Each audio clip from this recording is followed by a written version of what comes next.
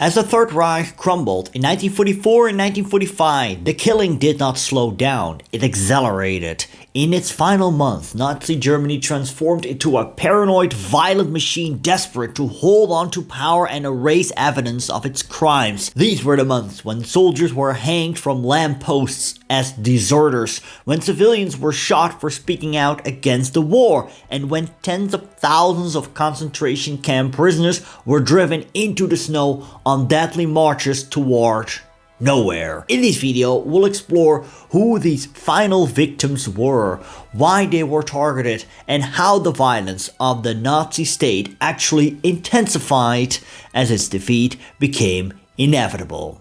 Keep watching.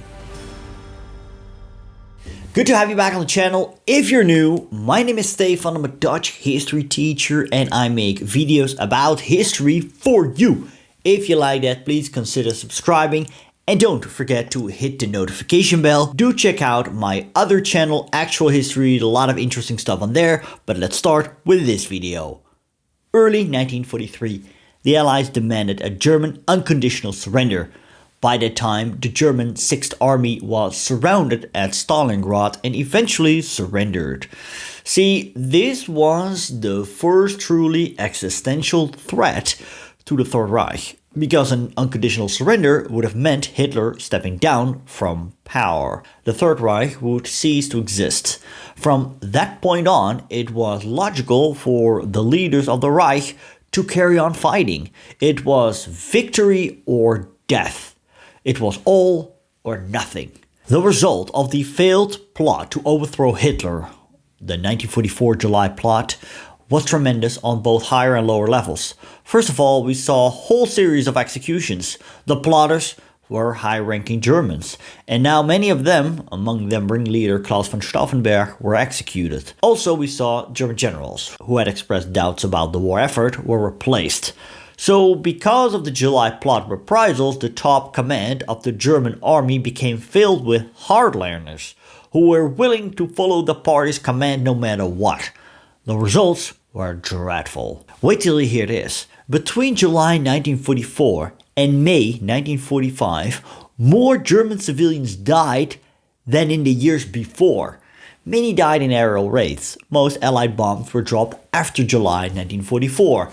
The Soviet invasion of the eastern territories led to additional deaths. Around half of the military losses were suffered in these last 10 months of the war.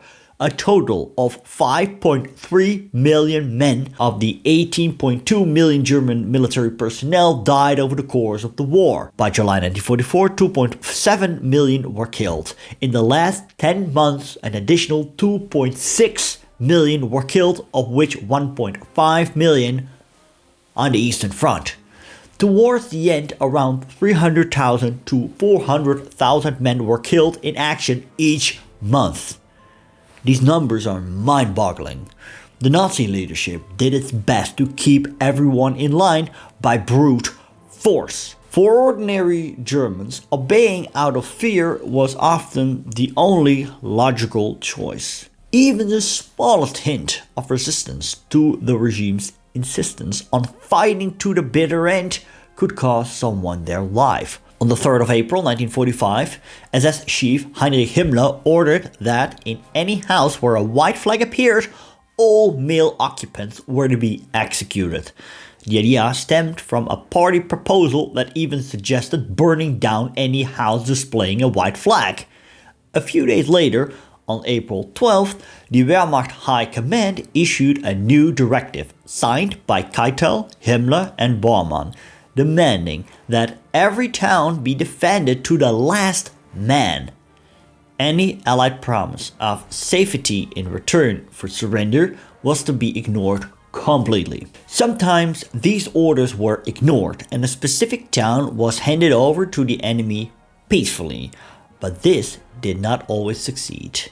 In Lahr, in southern Baden, a large group of angry women openly cursed Hitler and the Nazi party and persuaded town officials to request permission from the Wehrmacht commandant to capitulate peacefully. While the delegation negotiated, the women raised white flags across the town and rang the church bells to signal surrender. Their optimism was shattered when the officials returned with a refusal. The SS insisted that law was to be defended and warned the women that if the flags were not taken down, they would fire on the town themselves. That night and the following day saw fierce fighting before law finally fell to the French, whose soldiers then looted homes and shops, claiming they were retaliating for SS atrocities in France. Such attempts to avoid pointless destruction could bring brutal consequences. In the final weeks of the Third Reich, hundreds of Germans were killed by uncontrolled violence. After the Bad Windsheim protest, for example, the Gestapo sent a death squad from Nuremberg that mistakenly identified one woman as a ringleader. She was executed in front of her husband and daughter, and a sign was pinned to her body, declaring that a traitor had been executed. In Schwabisch Gmünd, near Stuttgart, the Kreisleiter and combat commandant ordered the execution of 2 men shortly before midnight on the 19th of April, just hours before American troops entered the town peacefully. One victim had opposed the Nazis since 1933 and had been mentally scarred by an early imprisonment in a concentration camp. The other was a wounded veteran unfit for combat. Both men had drunkenly claimed during a heated argument about surrendering the town, "Drop dead Hitler, long live Stauffenberg, long live freedom." They were taken from their cells, driven to a nearby forest and shot, an act meant to ensure that long-standing opponents would not outlive the regime. Even as the killings occurred, the local Nazi officials were preparing to flee themselves. A particularly extreme example occurred near Heilbronn on the 6th of April. As American forces approached, the local Kreisleiter Richard Draus and several fanatics in the Volkssturm spotted a street lined with white flags. Enraged, Draus ordered his men out of the car. "Shoot, shoot everybody!" Within minutes, 4 civilians, among them a pastor, were gunned down, while several others narrowly escaped. Others became victims of the so-called flying court-martials, mobile units dispensing instant death sentences. Their mission was to hunt down deserters. One German general who was active in this was Ferdinand Schörner. When Schörner took over command of Army Group North, some 500,000 troops stationed in Estonia and Latvia, he issued orders that echoed Hitler's own catastrophic worldview. He insisted that the German forces had to stop what he called the Asiatic tidal wave of Bolshevism at all costs. Determined to halt retreats and discourage Latvian auxiliaries from deserting, Schörner relied heavily on terror. He handed down an unprecedented number of death sentences for supposed cowardice, defeatism, and desertion. For the first time, German soldiers faced not only firing squads, but public hangings. Increasingly, Schörner's command ordered that executed soldiers be hanged with humiliating signs describing their alleged crimes, punishments that had previously been used mainly against Jews and Slavs. Yet, Schörner was not alone in his escalating brutality. Across the Wehrmacht, commanders were resorting to harsher measures as they struggled to prevent their armies from collapsing. Even General Blaskowitz, normally regarded as a devout and disciplined Protestant officer, turned to severe punishments to stem mass desertion. Over the following months, he too ordered rising numbers of his own men executed for fleeing their posts. And on the 31st of October 1944, Rundstedt went even further, suggesting that families of deserters be sent to concentration camps and have their property seized, a step previously taken only against few relatives of the July 1944 conspirators, most of whom had been released after a short time. One such team of flying court marshals, led by Major Erwin Helm, a man described as a berserker and proud of a gruesome head wound, traveled throughout southern Germany in a grey Mercedes. Near the town of Zellingen, At the end of March, Helm was told by a local Volkssturm commander that a 60-year-old farmer, Karl Weiklein, had made sarcastic remarks during a pep talk and later suggested that those who destroyed a nearby bridge deserved hanging. Without hearing any evidence, Helm declared that the farmer should die. When the improvised court-martial took too long, Helm threatened to issue the verdict himself. As soon as the inevitable death sentence was announced, he placed a sign around Weikling's neck, sentenced to death for sabotage of the Wehrmacht and mutiny, and had him hanged from a pear tree just outside his own farmhouse window while his horrified wife was taunted by the executioners. Although anyone obstructing the regime risked immediate execution, the victims of these last phase crimes were not chosen at random. They were people thought to be enemies of the state, defeatists, critics, deserters, cowards, or anyone who expressed relief at the regime's imminent collapse. In this sense, the violence differed from the indiscriminate violence punishments inflicting earlier in the war on occupied populations, for example, in occupied USSR territories. Inside Germany, in the final weeks, the killing took on a new phase. Old grudges resurfaced, personal feuds unrelated to ideology played a role. Some acts were driven by spite or revenge. Long-standing opponents of Nazism were murdered simply to prevent them from witnessing its downfall. And do notice, ideology still mattered. As before, the harshest brutality was directed at those viewed as racial or political enemies, foreign laborers, and especially concentration camp inmates. Of 288 last-faced crimes that led to convictions in post-war West German courts, 114, nearly 40%, involved the shooting of prisoners or forced laborers. Besides Gestapo and police units, Volkssturm members and prison guards made up many of the convicted perpetrators. By 1945, around 7.7 million forced laborers were still living inside the Reich. On the 7th and the 10th of February that year, the Gestapo executed 24 so-called Eastern workers in Duisburg, accusing them of belonging to criminal gangs. Several of these groups had been clashing with police in the ruined half-empty remains of bombed cities, such as Cologne, Essen, Düsseldorf, and Duisburg. These gangs had emerged from the chaos following the renewed Allied bombing campaign of September 1944. When German and Western European laborers lost their barracks or workplaces, they were usually given new housing or support. Many Eastern workers, however, received little or no help. A large number were left homeless, and some resorted to minor crime or joined the black market to survive. Over time, loose groups of vagrants grew into organized gangs that hid in abandoned industrial sites, scavenged money and weapons, and occasionally cooperated with German criminal groups.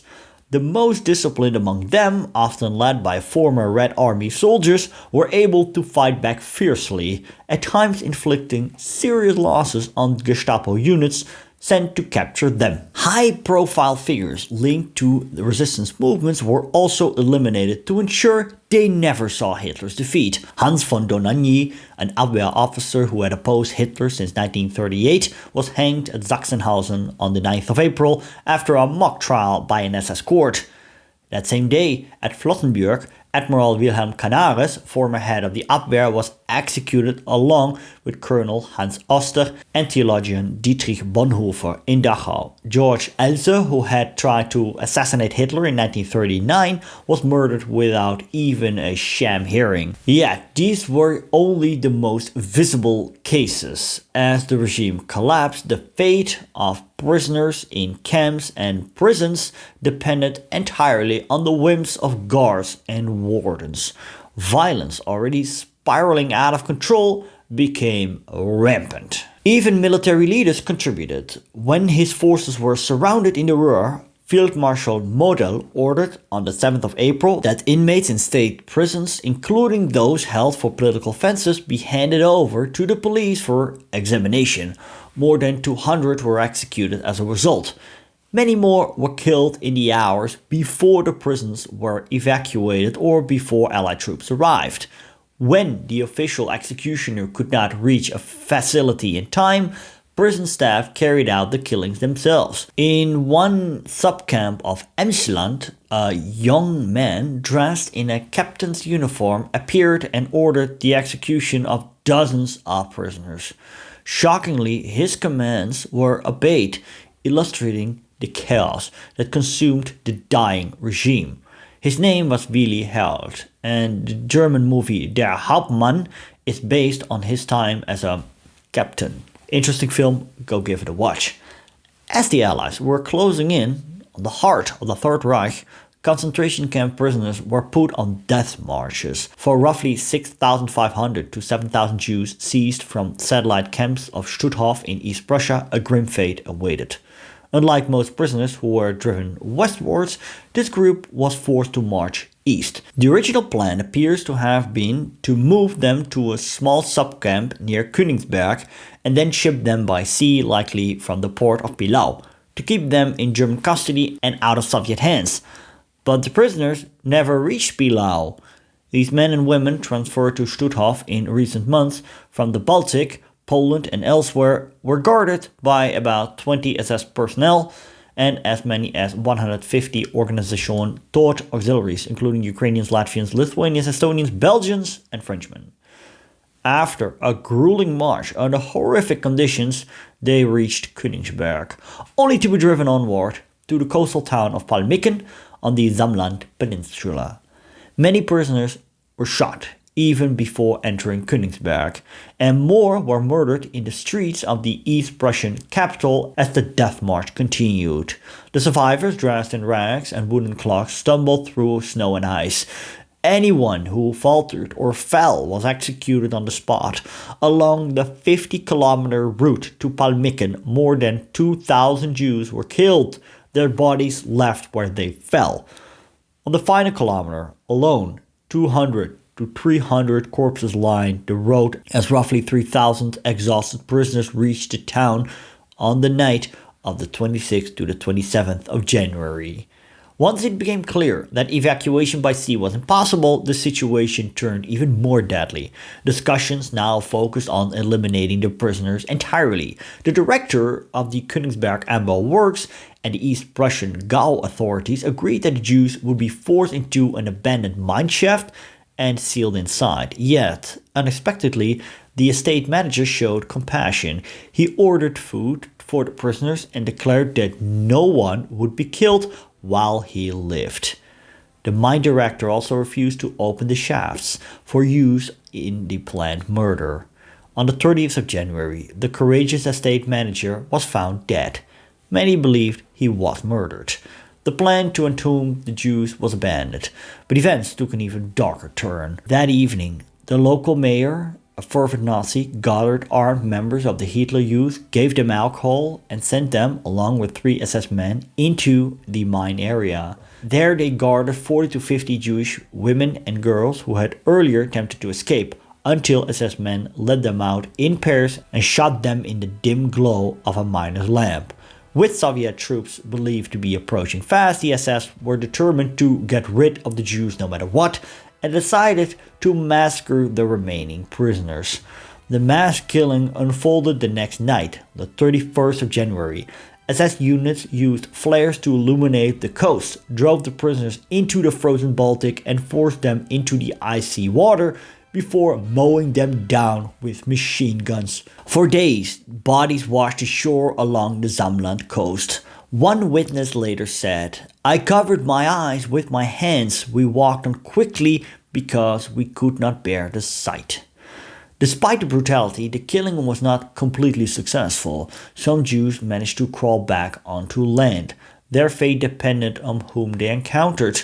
One German man refused to help, saying he would not feed Jewish women, while another hid survivors, fed them and protected them until the Red Army's arrival. Hospital staff treated several wounded prisoners, and 2 Polish laborers also offered aid. In the end, around 200 of the original 7,000 lived through the massacre. As the Third Reich collapsed in early 1945, around 113,000 concentration camp prisoners were forced onto the roads during the bitter winter months of January and February, driven on what would become known as death marches. At least a third of them never reached their destination.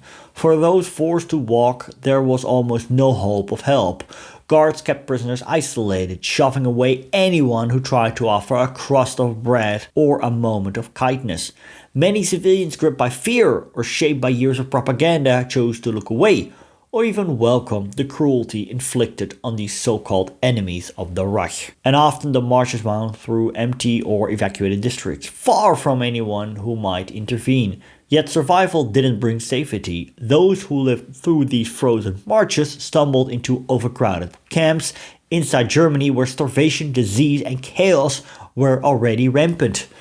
By April 1945, the Nazi regime was collapsing so quickly that it no longer had any coherent plan for the hundreds of thousands of prisoners still under its control. In its final chaos, the death marches became the regime's last desperate and still murderous reflex.